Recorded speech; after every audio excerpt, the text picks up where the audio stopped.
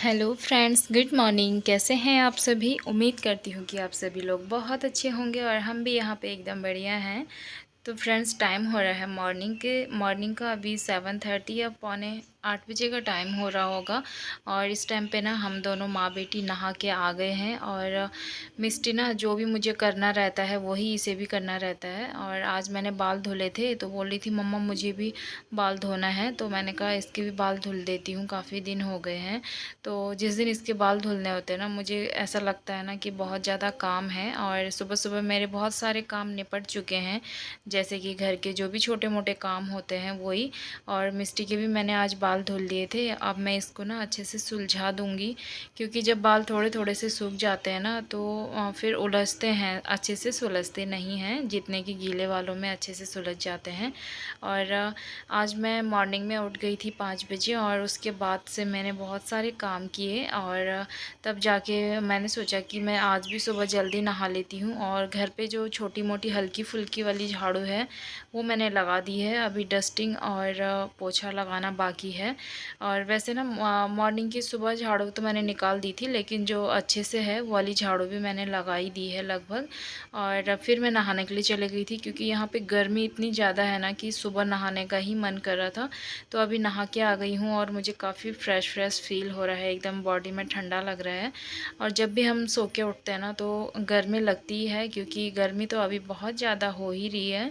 तो जी आज मैं ना आप लोगों के साथ शेयर करने जा रही हूँ कि इतनी ज़्यादा भीषण गर्मी में हम सभी जो भी महिलाएं हैं जो अपना घर संभालती है मॉर्निंग के टाइम पे, चाहे पूरे सुबह से लेकर शाम तक, वो ना अपने घर को एकदम इतनी गर्मी में भी साफ़ सुथरा और फ्रेश फ्रेश कैसे रख सकती है, और साथ ही अपने लिए भी कुछ टाइम कैसे निकाल सकती हैं। तो जी चलिए बने रहिए मेरे व्लॉग में। और जैसा कि मैंने अभी आपको बताया कि मॉर्निंग के 8 बज रहे हैं और लगभग झाड़ू वगैरह लग चुकी है और अब डस्टिंग का काम शुरू हो गया है, क्योंकि ये भी बहुत ज़्यादा ज़रूरी है। और यहाँ पे मेरा मिरर लगा हुआ है, इसमें ना मिस्टी बहुत ज़्यादा गंदा कर देती है। लगभग मुझे इसको डेली ही साफ़ करना ही पड़ता है, क्योंकि मतलब कोई भी आते हैं ना तो इसी रूम पे ही, फर्स्ट रूम है ये हमारे घर का, तो यहीं पे आते हैं। फिर कुछ भी चीज़ें गंदी हो मुझे अच्छा नहीं लगता, चाहे मेहमान आए या ना आए, खुद भी देखने में अच्छा नहीं लगता है। तो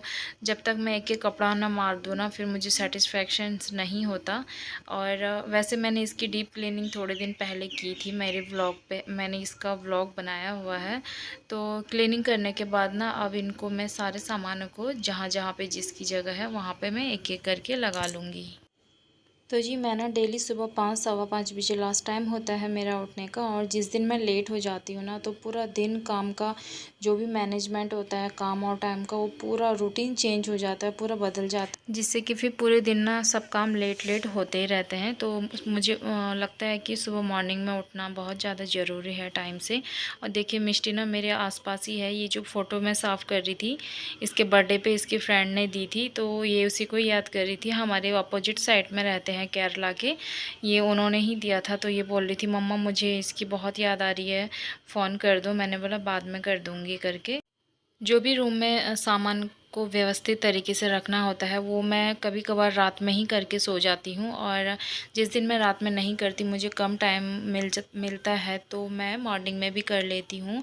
और यहाँ पे मैं आ गई हूँ वॉशिंग मशीन वाले एरिया में, क्योंकि जितनी भी मैंने क्लीनिंग की तो वो मतलब मैंने कॉलिन से की, तो फिर इसमें थोड़ा सा कॉलिन लग रहा था मुझे कपड़े में है, तो मैंने सोचा कि इसको वॉशिंग मशीन को भी क्लीन करना ही है, इसको भी मैं क्लीन कर देती हूँ।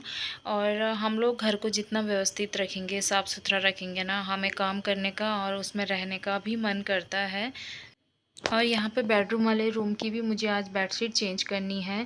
और जो बेड के ऊपर है ना, ये मेरे कॉफ़ी कलर का बेड है, brown and coffee colour shade में। इसमें जो भी धूल मिट्टी होती है बहुत जल्दी आती है, तो मुझे इसको डेली ही साफ़ करना रहता है, कभी सूखे कपड़े से तो कभी मैं गीले कपड़े से कर लेती हूँ। और जो ये बेडशीट मैं यहाँ पे बिछा रही हूँ ना, ये काफ़ी पुरानी बेडशीट है, और लेकिन इसका कलर अभी भी फेड नहीं हुआ है। इसका एक रीज़न ये भी है कि मैं ना मशीन में कपड़ों को ज़्यादा नहीं धोती हूँ, मतलब बेडशीट वगैरह को कॉटन की। ये मैंने अपने एक्सपीरियंस से आपको बता रही हूँ कि अगर आप कॉटन की बेडशीट को मशीन में धोएंगे ना तो उसका कपड़ा फेड हो ही जाता है और उसका कलर फेड सॉरी।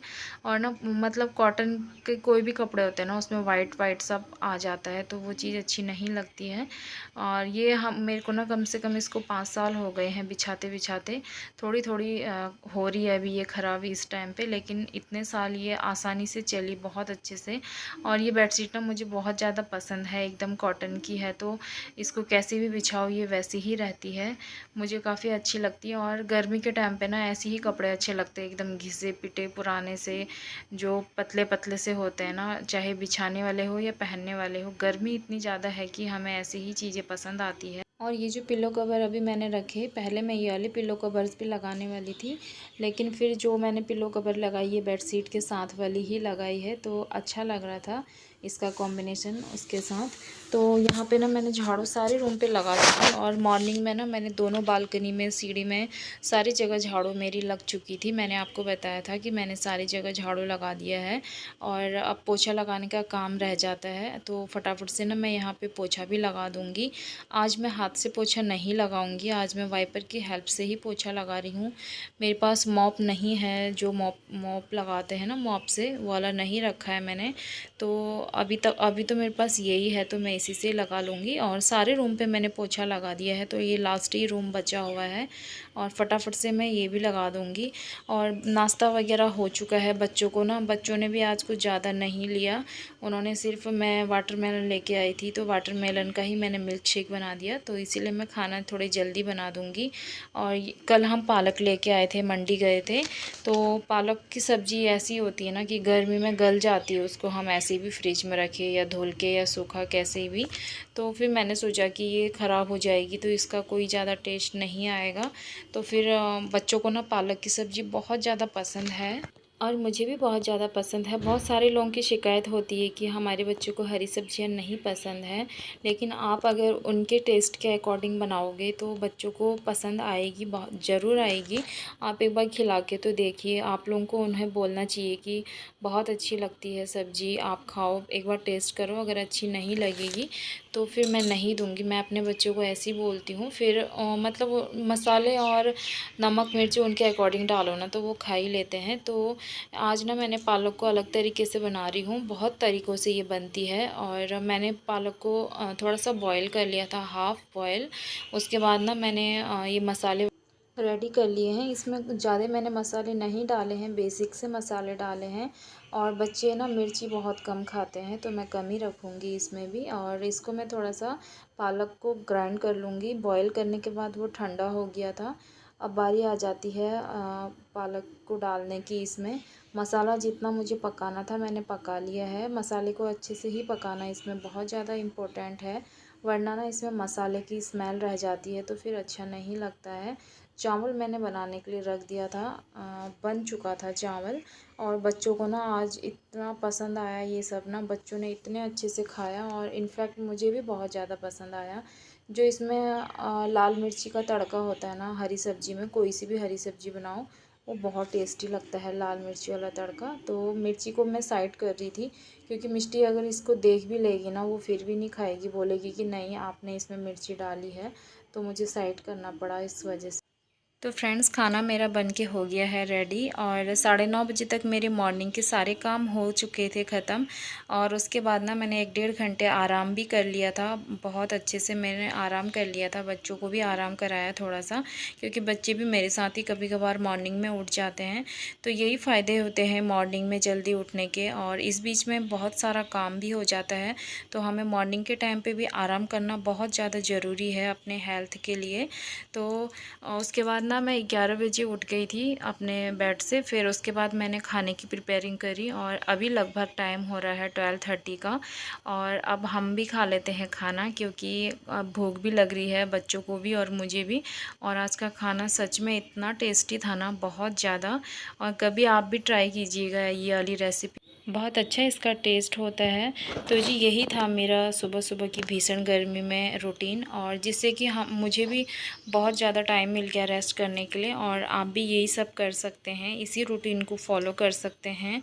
और बस ये रहता है कि मॉर्निंग में ना आलस सभी को ही आता है, उठने का मन नहीं करता, लेकिन हम एक बार उठ जाएंगे तो हमारे सारे काम बहुत अच्छे से हो जाते हैं। और वीडियो का एंड मैं यहीं पे करती हूँ।